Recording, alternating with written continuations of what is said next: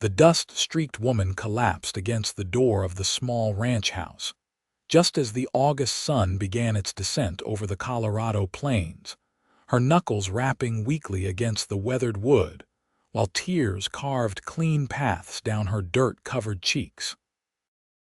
Zachary Thorne heard the sound from inside where he had been oiling his rifle, a habit he maintained even though he had left the cavalry 2 years prior in 1872. The knock was desperate, almost pleading, and he crossed the room in 3 long strides before pulling open the door. The woman nearly fell into his arms, catching herself on the door frame at the last moment. Her dress was torn at the hem, her auburn hair had come loose from whatever style it had been arranged in that morning, and those tears kept flowing as if they would never stop. "Please," she managed to whisper, her voice cracking, "please help me." Zachary reached out instinctively, his calloused hand gentle as he steadied her by the elbow.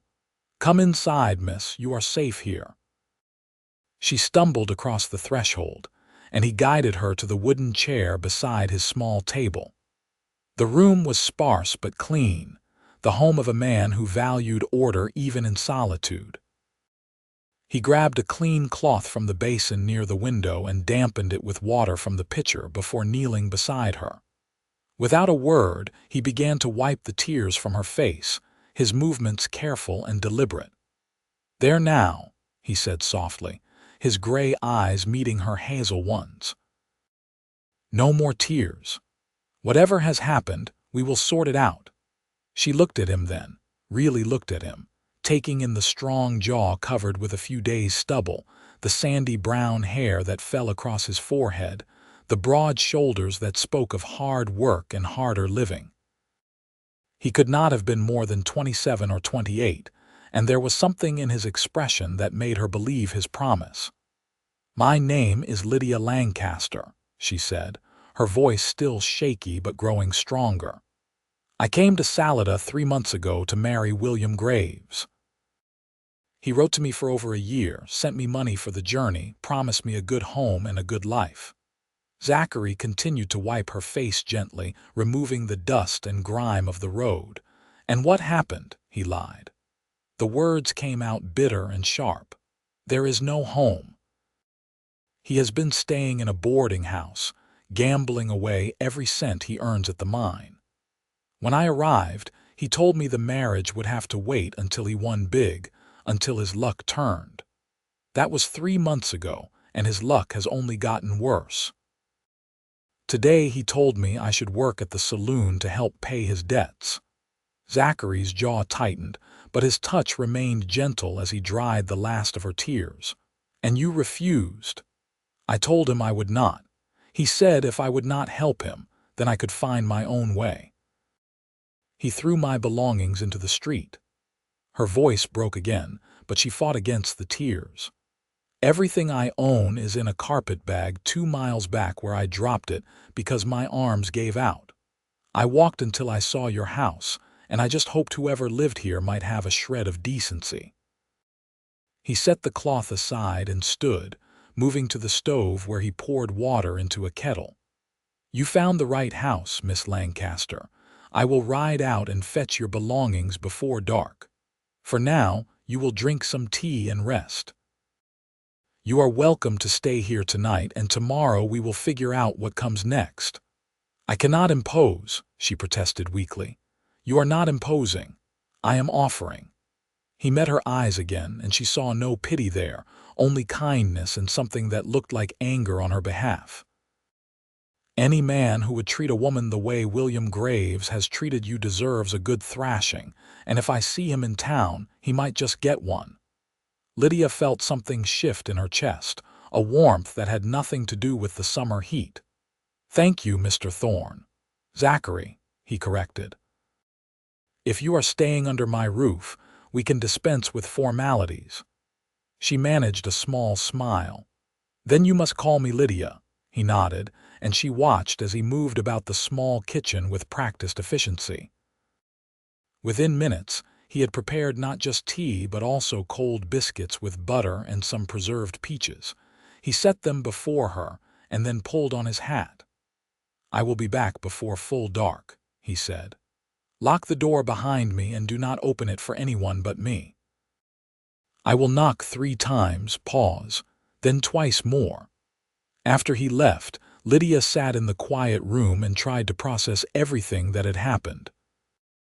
She was 22 years old, had traveled all the way from Ohio to marry a man she had never met in person, and now found herself alone in a strange house in Colorado territory. Yet somehow, she felt safer here in this sparse room than she had felt in weeks. When Zachary returned with her carpet bag slung over his shoulder, the sun was just touching the horizon. True to his word, he knocked in the pattern he had described, and she opened the door to find him standing there with not just her bag, but also a rabbit he had shot on the way back. "I thought you might appreciate a proper meal," he said. She helped him prepare it, and they worked together in comfortable silence. Lydia noticed how he moved with quiet confidence, how he never wasted motion or energy.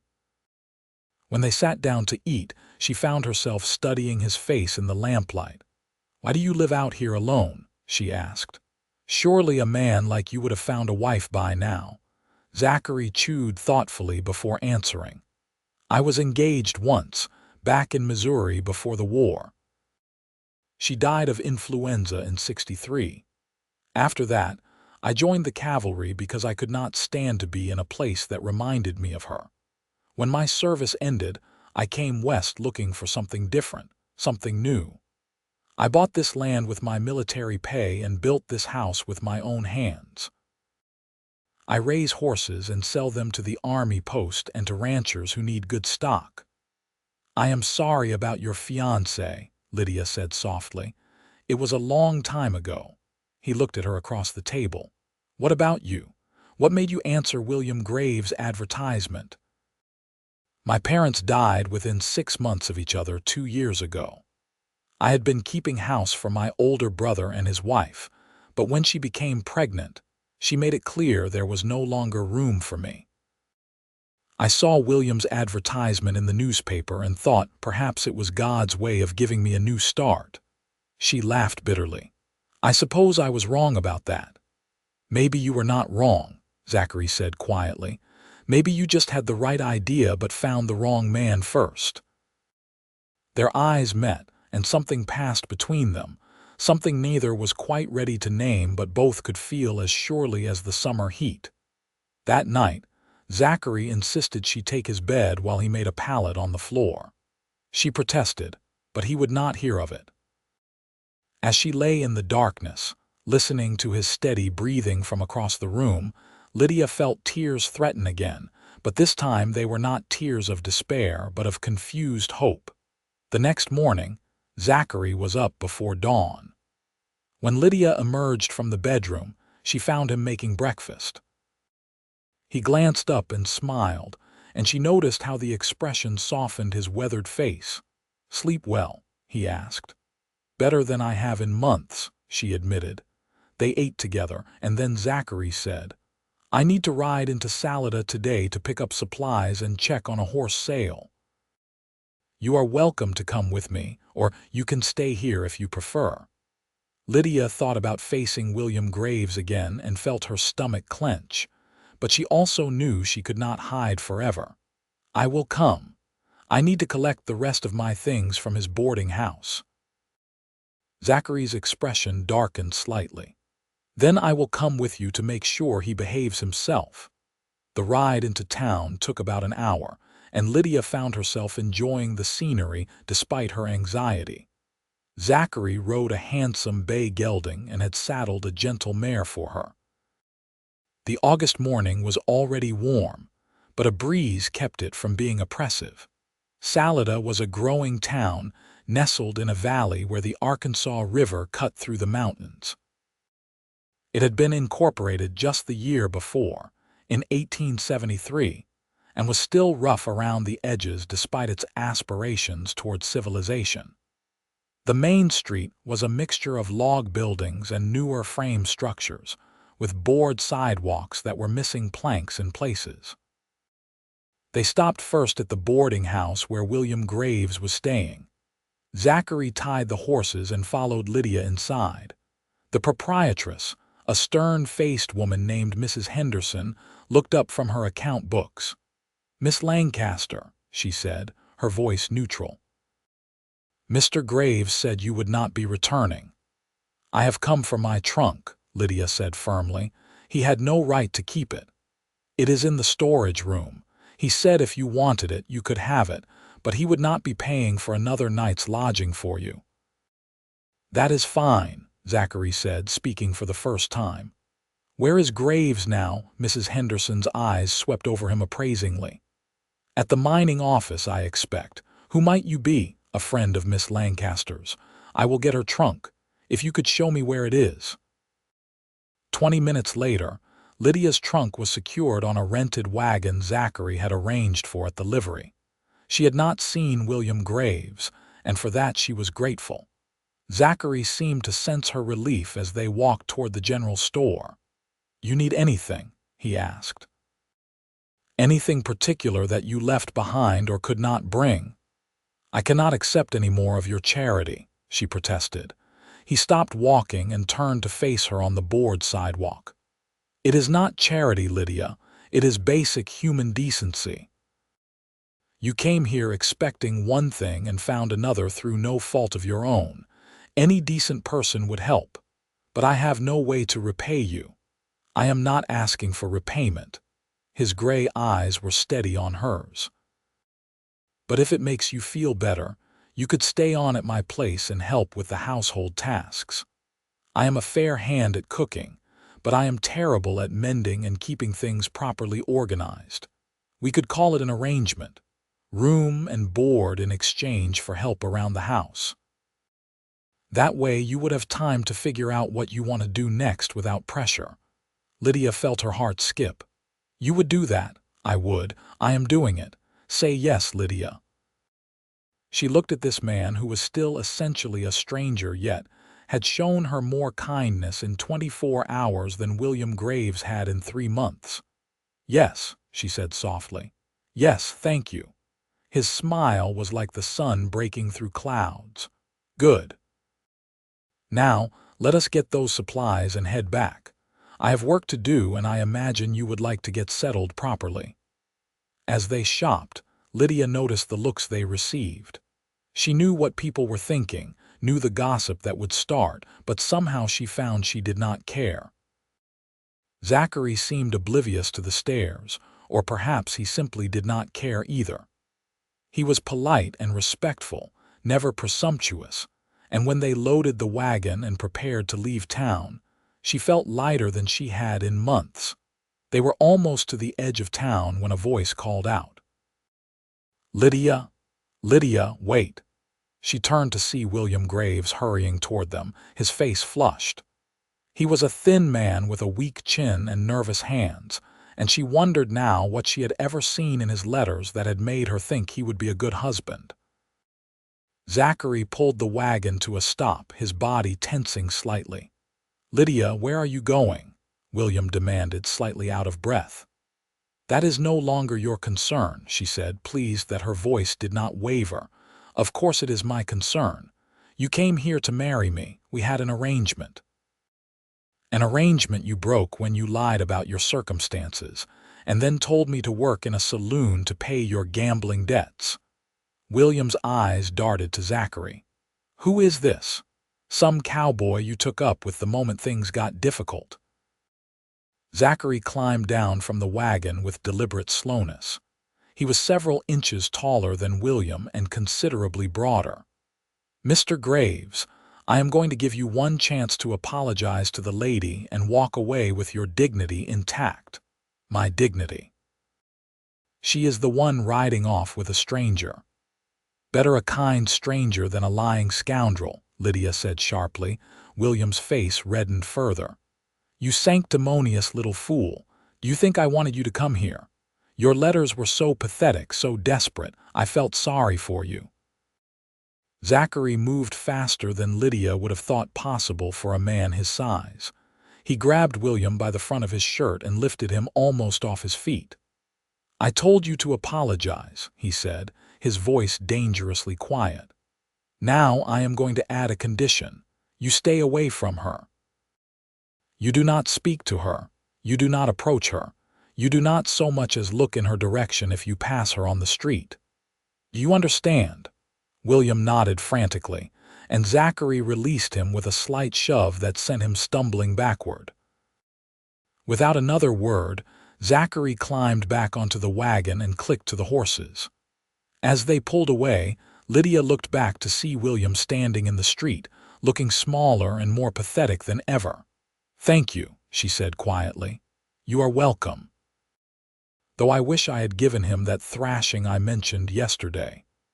Despite everything, Lydia laughed. The sound surprised her, and she realized it was the first time she had genuinely laughed in weeks. Zachary glanced at her and grinned, and she felt that warmth in her chest again, stronger this time. The weeks that followed fell into a comfortable pattern. Lydia took over the household tasks as promised, and she threw herself into making the small ranch house a proper home.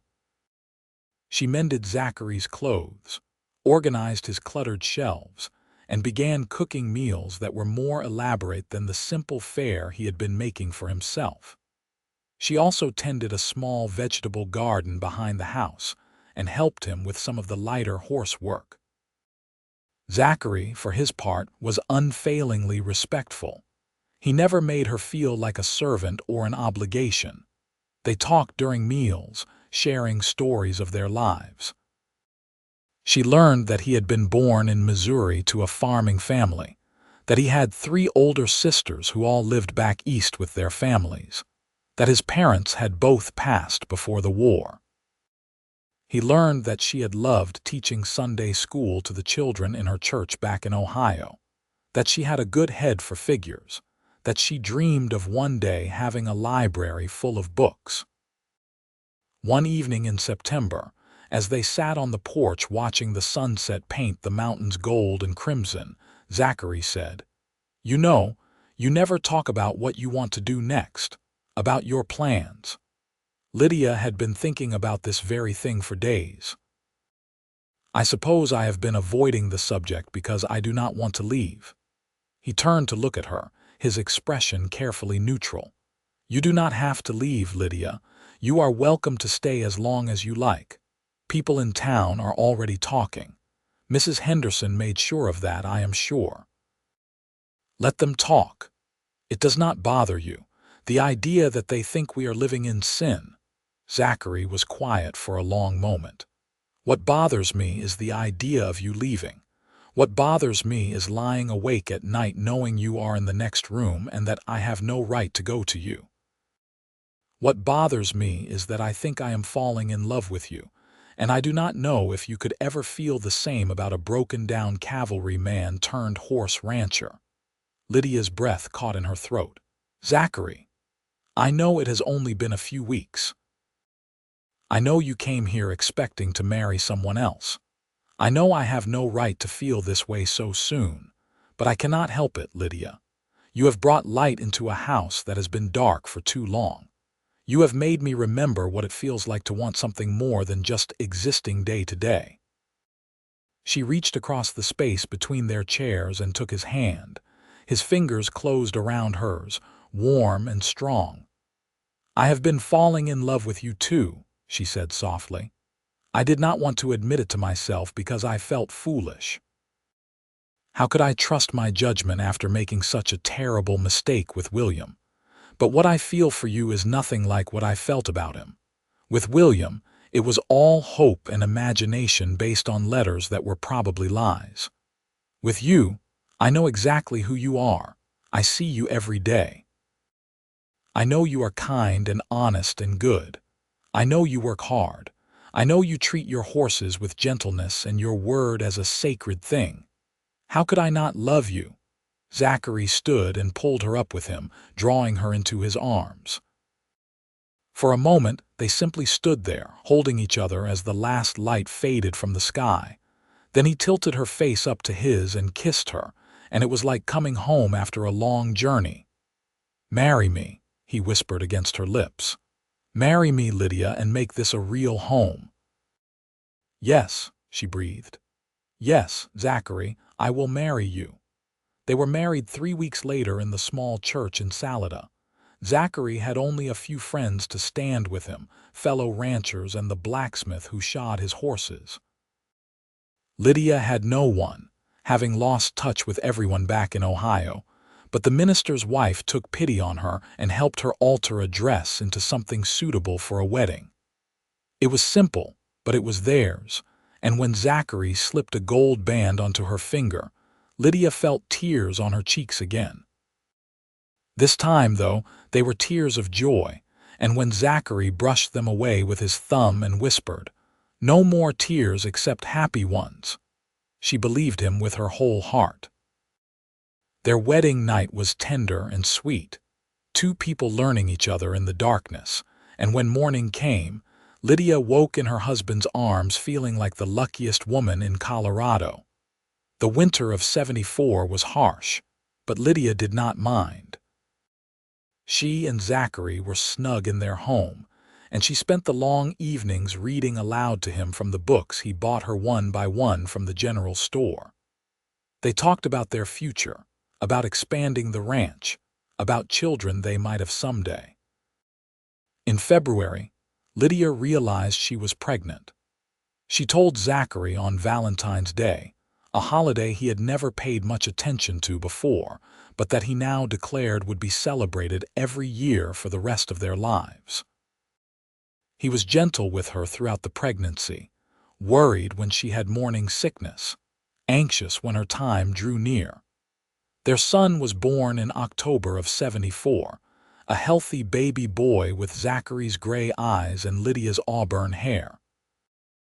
They named him Samuel Thomas Thorne, after Zachary's father and Lydia's father. Zachary cried when he held his son for the first time, and Lydia fell in love with him all over again, watching him be so tender with the tiny bundle in his arms. The years flowed by like the Arkansas River, steady and strong. In '76, they had a daughter they named Margaret Rose. In '78, another son arrived whom they called David. The ranch prospered as Zachary's reputation for breeding quality horses spread. They built an addition onto the house, adding more bedrooms and a proper parlor. Lydia started a lending library from their home, sharing her growing collection of books with neighbors and earning a small income of her own. One evening in the spring of 1880, Lydia stood on the porch watching Zachary teach Samuel, now 5 years old, how to handle a young colt. Margaret was playing in the dirt near the garden, carefully building what she insisted was a castle. Baby David was napping inside. The sun was warm, and a breeze carried the scent of wildflowers from the meadow.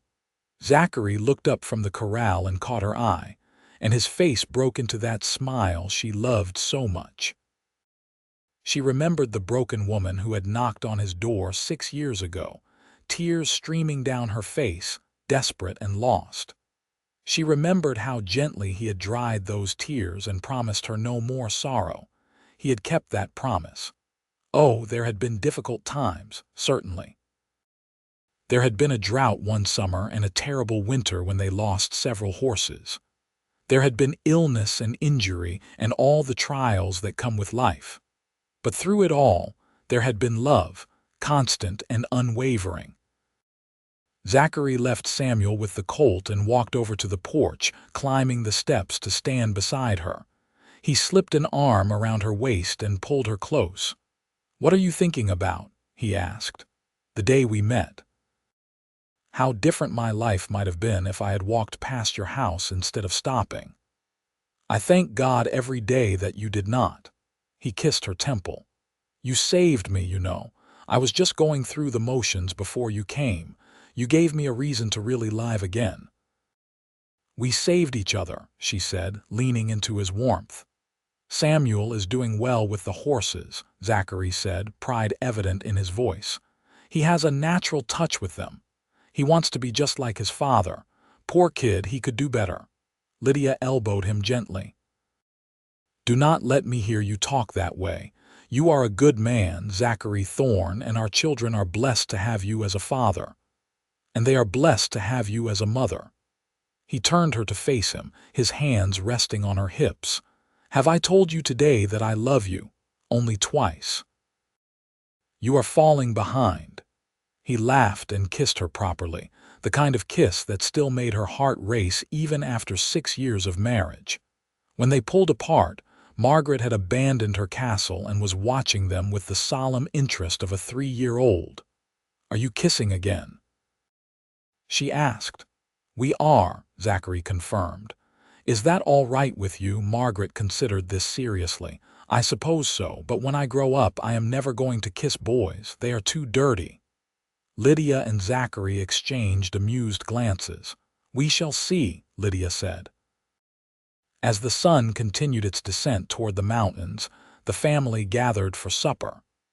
It was a simple meal, stew and fresh bread, but it was eaten with laughter and conversation.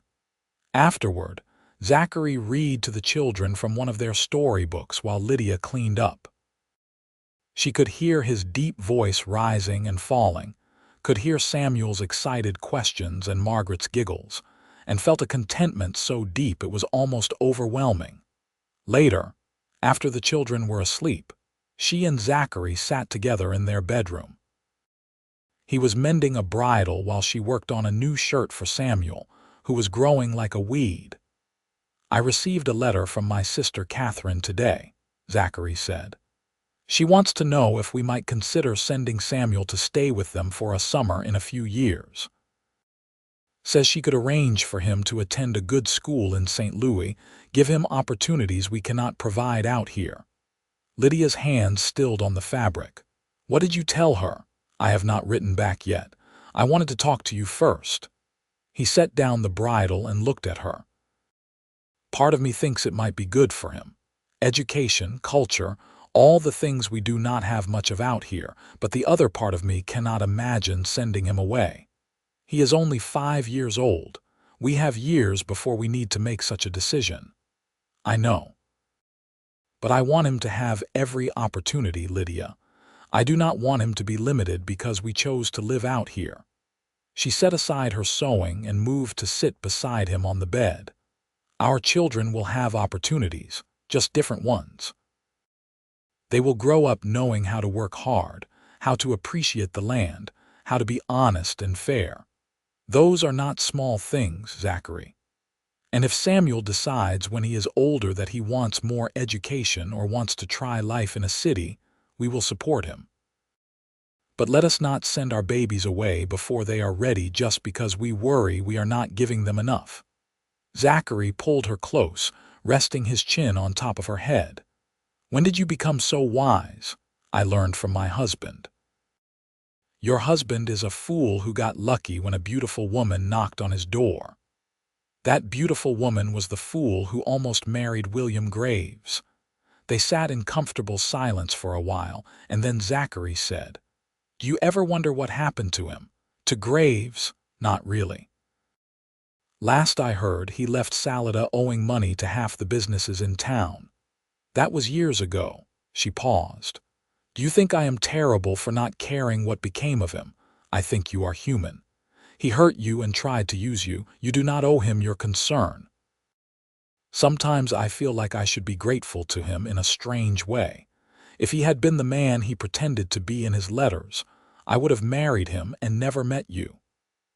Then I suppose we can be grateful he was a liar and a scoundrel, Zachary said with a slight smile. Though I still would not mind giving him that thrashing. Lydia laughed and kissed him, my fierce protector. Always, he promised, and she knew he meant it. The next few years continued to bring changes and challenges. In 1882, a wildfire swept through the valley, threatening several ranches including theirs. Zachary and the other men fought it for 3 days straight while Lydia and the other women kept them supplied with food and water. Their house was spared, but they lost part of their southern pasture and had to scramble to find enough grazing for the horses until the grass grew back. That same year, Lydia discovered she was pregnant again, a surprise but a welcome one. Their second daughter, Elizabeth Ann, was born in March of '83. Zachary declared the house was getting too crowded and began planning another addition, this time adding a second story with more bedrooms. Samuel, now 8, was a serious boy who spent every spare moment with the horses. Margaret, 6, was her mother's helper and was already showing signs of being an excellent student. David, 4, was the wild one, always climbing things and getting into trouble with a grin that could charm his way out of most punishments. One Sunday after church in the summer of '83, the family was approached by Reverend Matthews and his wife.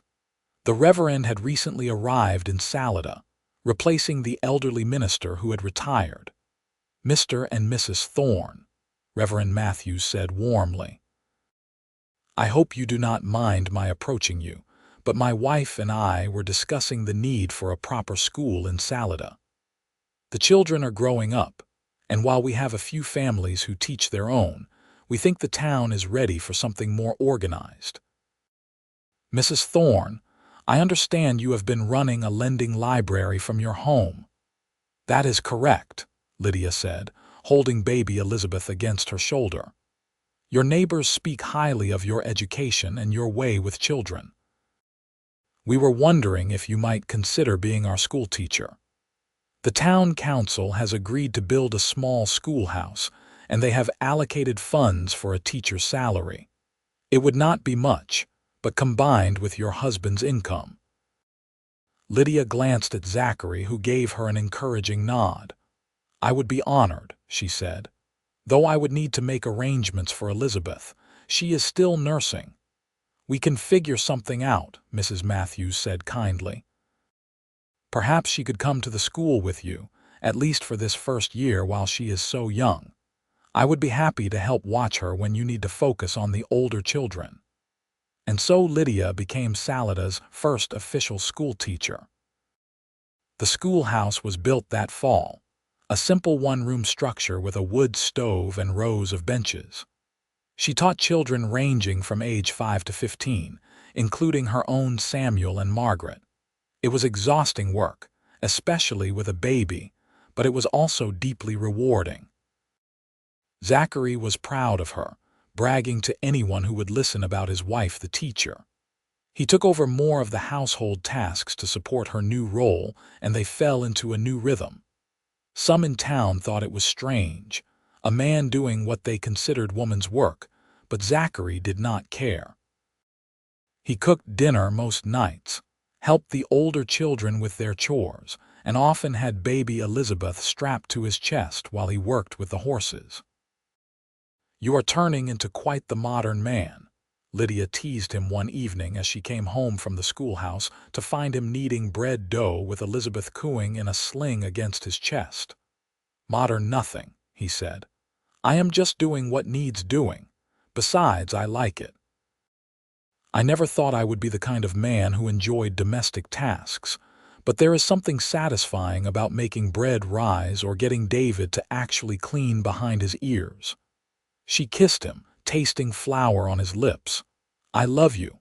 I love you too. Now, tell me about your day." Did the Harrison boy finally master his multiplication tables? As she recounted the day's events, Zachary listened with genuine interest, asking questions and offering suggestions. This was their life now, full and rich and sometimes chaotic, but always grounded in their love for each other. In 1885, tragedy struck when Zachary's friend and fellow rancher, Tom Miller, died in a riding accident. He left behind a wife and 2 young daughters. Without hesitation, Zachary and Lydia stepped in to help. Zachary took on some of Tom's horses to sell on commission, making sure Sarah Miller had income. Lydia brought the girls into her school and often sent food home with them. It was during this time that 12-year-old Samuel showed the depth of his character. He began riding over to the Miller ranch after school to help with chores, refusing any payment. "Papa said we help our neighbors," he told his mother when she asked about it. "Mr. Miller would have done the same for us." Watching her son grow into such a fine young man made Lydia's heart swell with pride. She and Zachary had done well with their children, teaching them by example what it meant to be good people. That Christmas was a lean one for many families, including their own. The price of horses had dropped, and Zachary's income was down. But they made it work, and on Christmas morning, the children were delighted with their simple gifts. New books, carved wooden toys Zachary had made himself, and Margaret's first real doll that Lydia had sewn. "This is the best Christmas ever," David declared, racing his wooden horse across the floor. Zachary caught Lydia's eye and smiled. They both knew that the best gift was simply having their family healthy and together. The next few years brought more prosperity. Zachary expanded his breeding operation, focusing on developing a line of horses known for their stamina and intelligence. Word spread, and he began receiving orders from as far away as Denver and Santa Fe. The money allowed them to finish the second-story addition and to make other improvements to the property. Lydia continued teaching, and in 1888, the town built a larger schoolhouse to accommodate the growing number of students. She was asked to hire an assistant, and she chose a young woman named Clara Peterson, who had recently moved to Salida with her husband. Together, they created a curriculum that was considered progressive for the time, including science and literature alongside the traditional reading, writing, and arithmetic.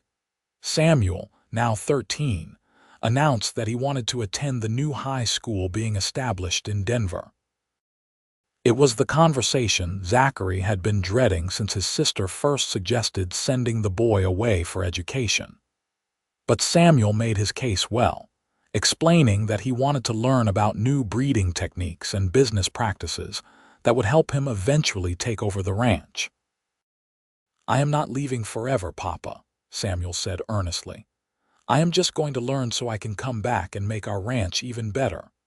Zachary looked at his son, seeing not the baby he had held with wonder 13 years ago, but a young man with dreams and ambition. "What do you think?" He asked Lydia. "I think our son knows his own mind," she said quietly.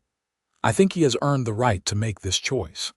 And so, in the fall of 1888, they put Samuel on a train to Denver with a trunk full of clothes and a head full of their advice and prayers. It was one of the hardest things Lydia had ever done, watching that train pull away. She cried all the way home, and Zachary held her hand, his own eyes suspiciously bright. "He will be fine," Zachary said, as much to convince himself as her.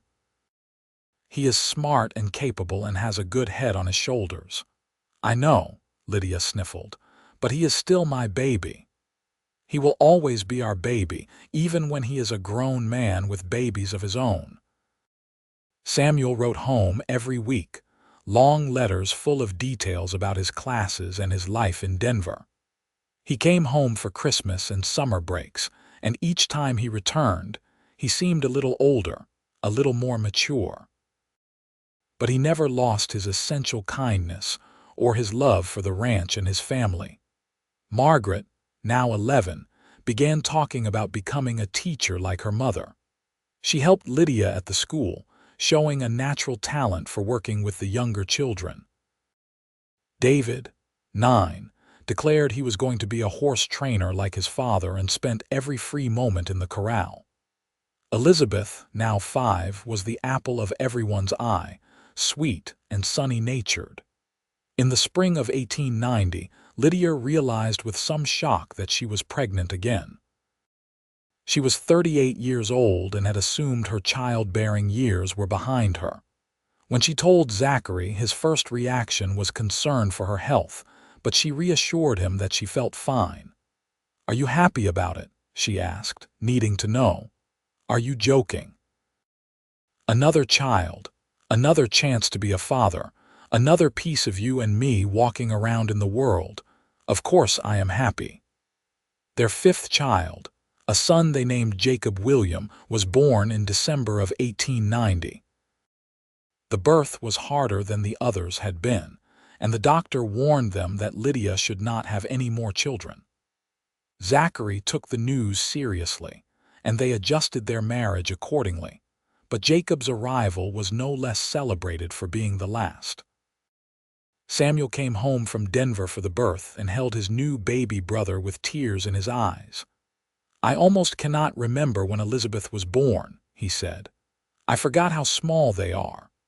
"You were this small once," Lydia reminded him, watching her eldest son, now 15, cradle her youngest. Life settled into a new rhythm with a baby in the house again. Elizabeth took to being a big sister with enthusiasm, always wanting to help. Margaret, now 13, was a capable assistant and often took over the baby care when Lydia needed to focus on teaching or household tasks. David, 11, was less interested in the baby but still dutifully did his part. As the decade turned and 1891 arrived, Zachary and Lydia took stock of their lives. They had been married for 17 years. They had 5 healthy children. Their ranch was prosperous, and Lydia's teaching career was well established. They had friends, a place in the community, and a love that had only grown stronger with time. One night, lying in bed after a particularly long day, Zachary said, "Do you remember what I promised you that first night?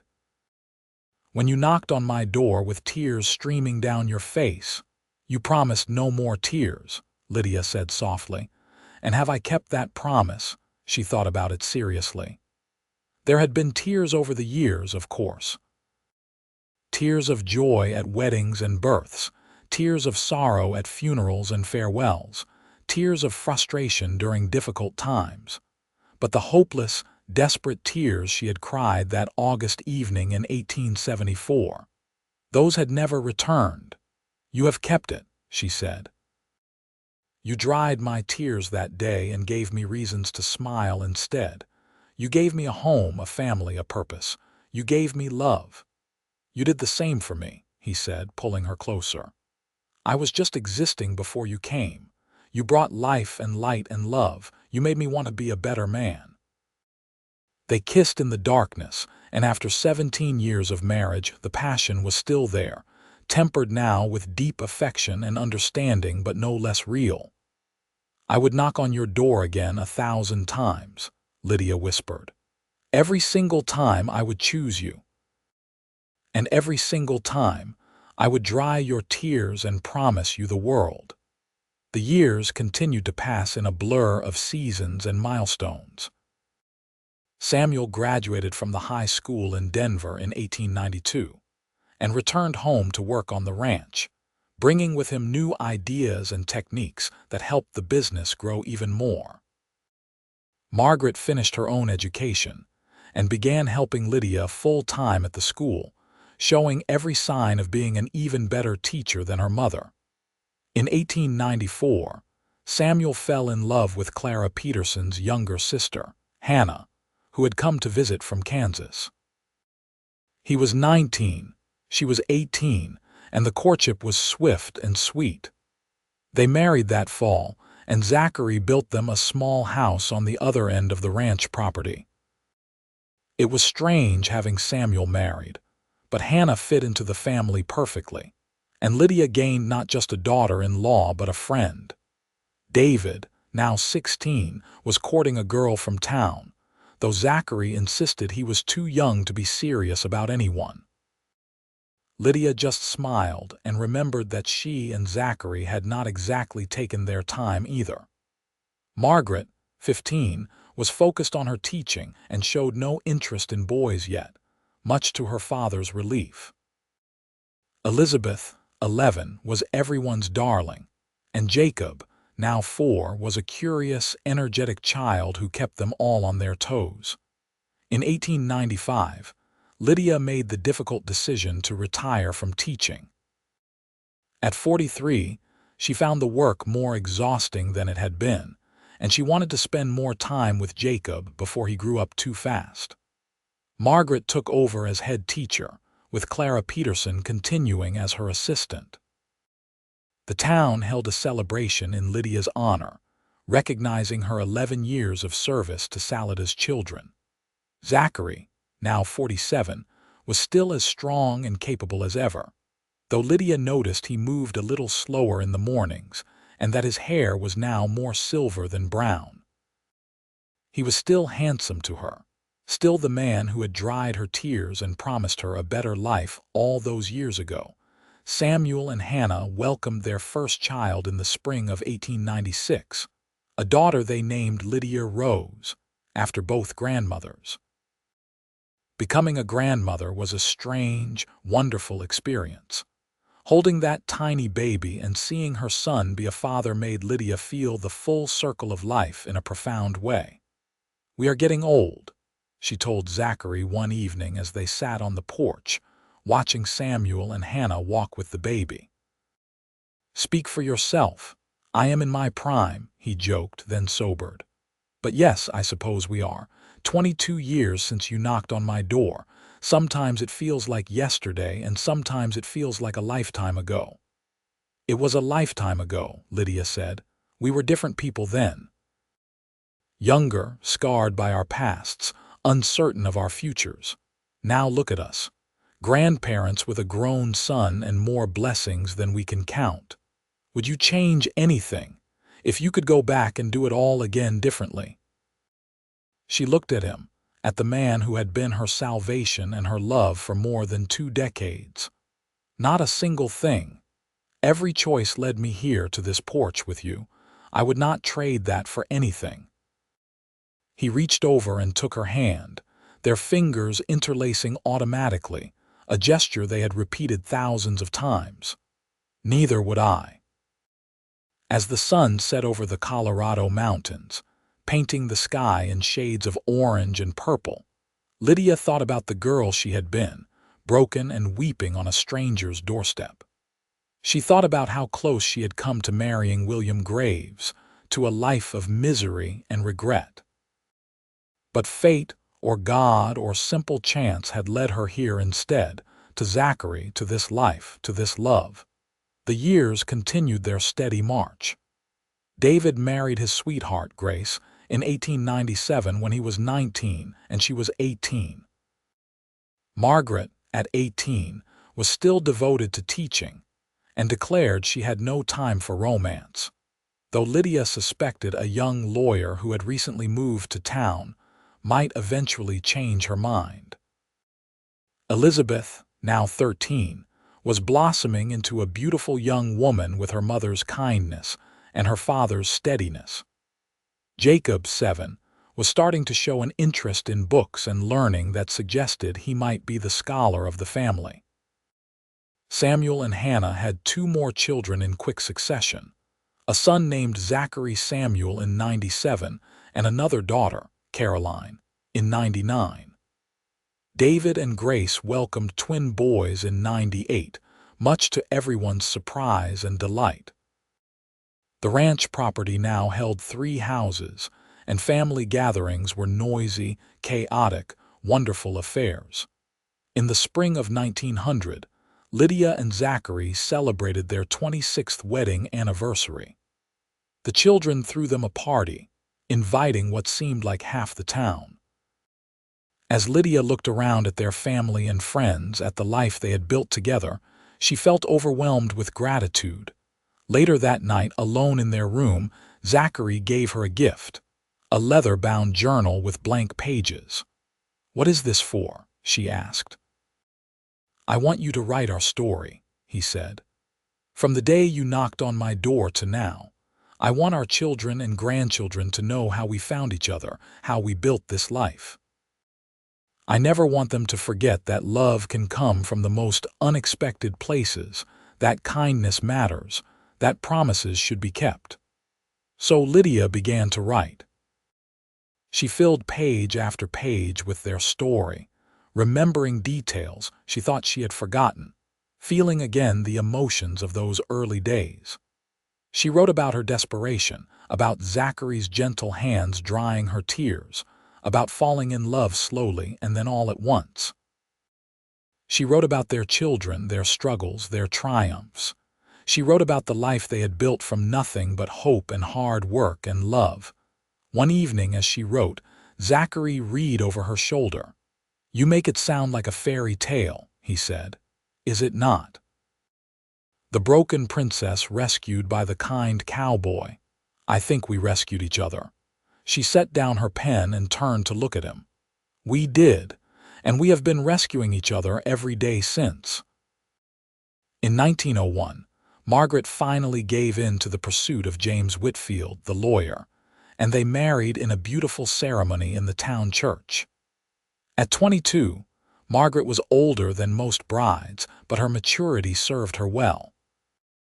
James was a good man, educated and kind, and Zachary approved despite his initial grumbling about losing his daughter.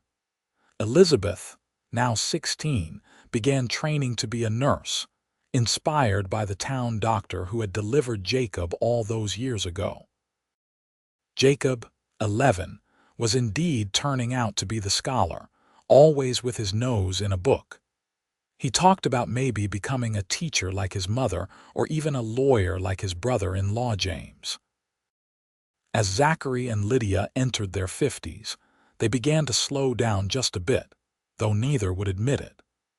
Zachary handed over more and more of the daily ranch operations to Samuel, though he still went out every morning to check on the horses.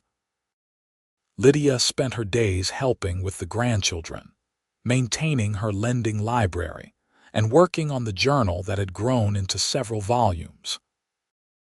In 1903, 29 years after that fateful August day, Lydia and Zachary stood together at the edge of their property, looking out over the land they had cultivated and the homes they had filled with love. "You think about that day often?" Zachary asked. "The day we met?" "More than you might think," Lydia admitted. "Especially when times are hard or when something wonderful happens. I think about what my life might have been if I had married William Graves or if I had walked past your house instead of stopping. It makes me appreciate what we have all the more. I think about it too. I think about how close I came to not answering the door because I was busy with that rifle. I think about how different my life would have been without you." She leaned against him, and his arm came around her automatically. "We have been blessed," she said simply. "We have." They stood there in comfortable silence, watching the sun set over the mountains as they had done thousands of times before. In the distance, they could hear the sounds of their grandchildren playing, of Samuel calling instructions to one of the ranch hands, of Hannah singing as she prepared supper in her own home. It was the sound of family, of life, of love continued into the next generation. The next few years brought more changes. In 1904, Elizabeth married a young doctor named Robert Sterling and moved to Denver, where he had been offered a position at a new hospital. It was hard to see another child leave, but Lydia was proud of her daughter's accomplishments and the life she was building. Jacob, now 14, announced his intention to attend university in a few years, wanting to study law or possibly journalism. Samuel and Hannah welcomed their 5th child in 1905, and David and Grace had their 4th. The ranch was now home to 3 generations, with children everywhere. Lydia, now 53, found her greatest joy in being a grandmother. She had 11 grandchildren by 1906, with more surely to come. Zachary, at 58, finally admitted that the hard physical labor of ranching was getting to be too much. He officially made Samuel the head of the ranch operations, though he still went out every day to work with the horses. "The day I cannot work with horses is the day they might as well bury me," he told Lydia. "Do not talk like that," she scolded. "We have years ahead of us still." And they did. Good years, full years, busy years. They became the matriarch and patriarch of a large, sprawling family. Their house was always full of people coming and going. Sundays after church meant dinner with sometimes 20 or 30 people crowded around tables set up in the yard when the weather was nice. In 1908, they celebrated their 34th wedding anniversary. By now, it had become a family tradition, with all the children and grandchildren gathering for a party. Samuel made a toast that brought tears to Lydia's eyes. "To my parents," he said, raising his glass, "who taught us what love looks like, not through words but through actions. Who showed us that a good marriage is built on respect, kindness, and partnership. Who gave us a foundation strong enough to build our own lives upon. May we all be half as good to our spouses as you have been to each other." Everyone cheered and drank, and Lydia looked at Zachary through tears that were definitely happy ones. He smiled at her, that same smile that had been melting her heart for 34 years, and mouthed, "I love you." She mouthed it back, and in that moment, surrounded by the family they had created and the life they had built, Lydia felt a peace so profound it was almost holy. The years marched on. Jacob went off to university in 1909, leaving just Lydia and Zachary in the house for the first time in decades. It was strange being just the two of them again, but also oddly romantic. They fell into routines that reminded Lydia of their early years together, before children, when it had just been the two of them building a life. They took long walks in the evenings, talking about everything and nothing.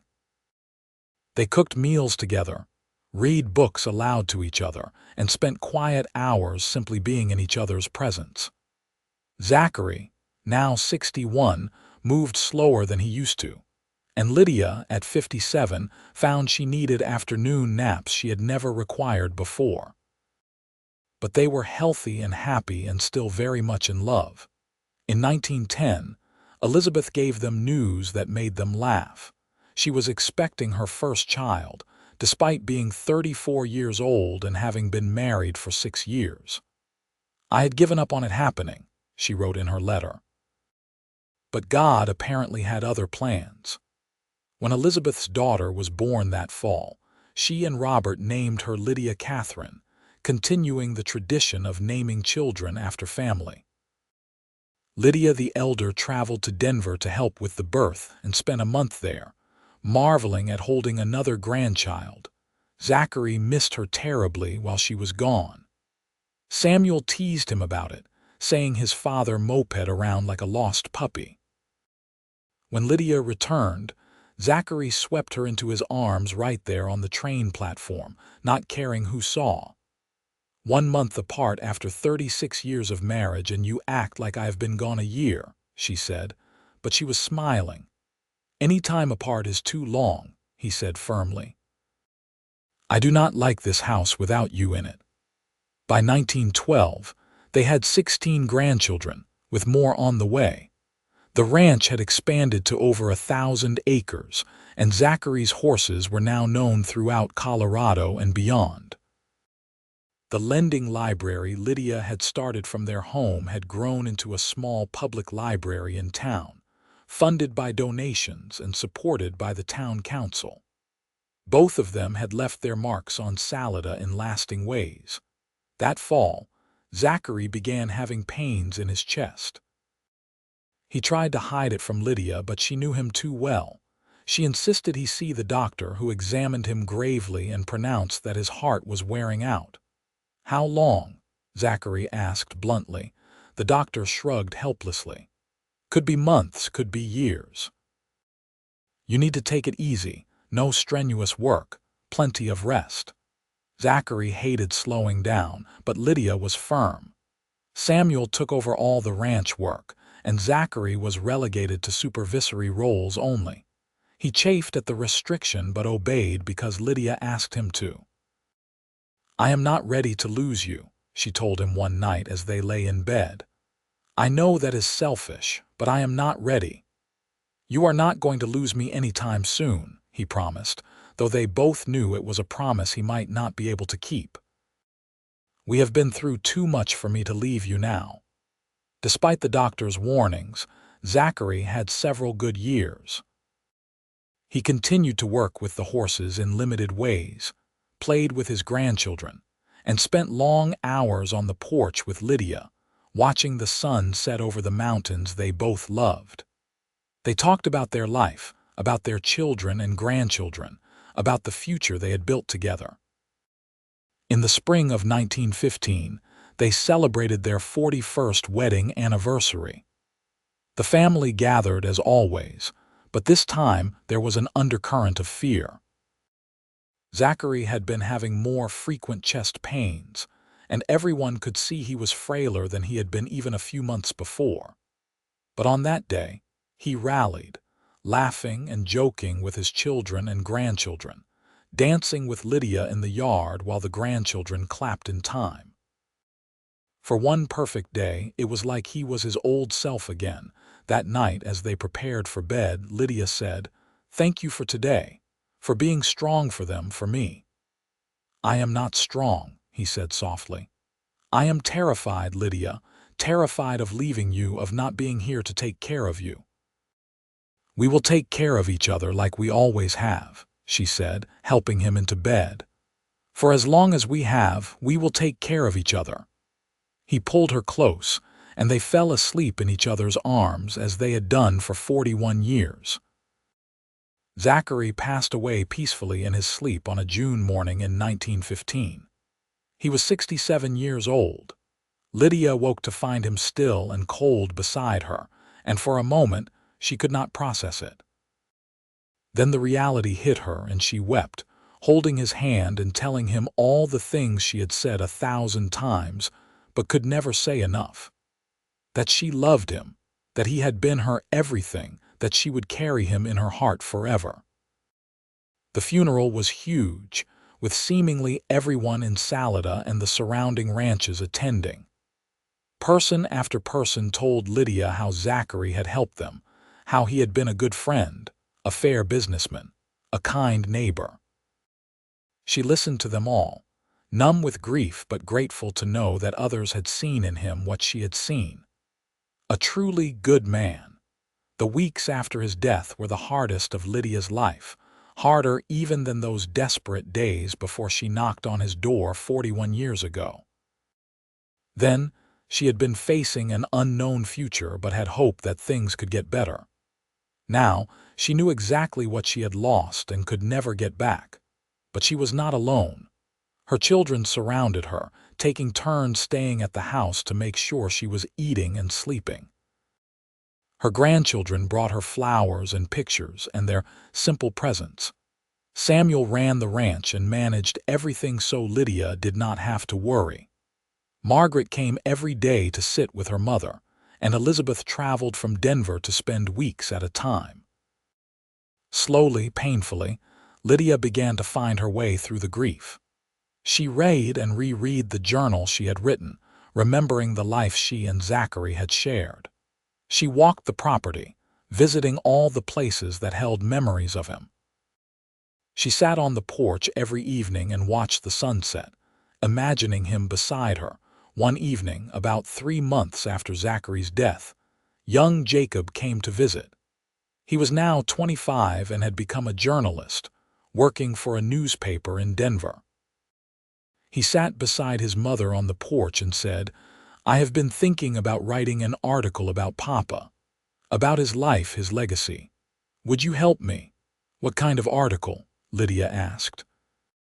"About how he came west after the war, how he built the ranch from nothing, how he helped build Salida into what it is today. About his family and his horses and everything he accomplished." Lydia thought about it. "If you write it, make sure you tell the truth. That he was not perfect, but he was good. That he worked hard but always had time for his children. That he loved deeply and kept his promises. Like the promise he made to you, the one you told us about no more tears." She smiled through the sadness. "Yes, like that one. He kept it, you know. For 41 years he gave me reasons to smile instead of cry. Even now, grieving him, I cannot help but be grateful that I had him at all." Jacob's article ran in the Denver newspaper that fall. It was beautiful and honest, and it brought letters from all over Colorado from people whose lives Zachary had touched. Reading them helped Lydia in ways she could not have anticipated, reminding her that Zachary's influence had reached far beyond their family. As the months turned into a year and then two, Lydia found a new rhythm to her life. She spent her days with her grandchildren, now numbering 18, and even a few great-grandchildren beginning to arrive. She maintained the library in town, volunteering several days a week. She finished writing in her journal, bringing the story up to the present. And then she began working on individual letters to each of her children and grandchildren, sharing memories and advice and love. On what would have been their 44th wedding anniversary in 1918, Lydia sat on the porch with a cup of tea and thought about the journey that had brought her here. She was 66 years old, a widow, a mother of 5, a grandmother to 18, and a great-grandmother to 3 so far.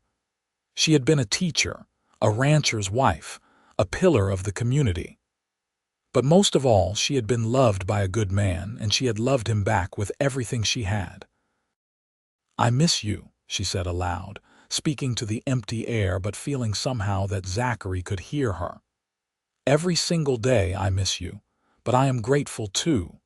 Grateful for every moment we had, every word we spoke, every touch we shared. You dried my tears that first day and promised me no more sorrow, and you kept that promise better than I ever dreamed possible." A breeze rustled through the trees, warm and gentle, and Lydia chose to believe it was his way of answering. She lived for 7 more years, staying active and engaged with her family and community. She saw Jacob marry a lovely young woman named Catherine and start a family. She saw Margaret and James have their 4th child.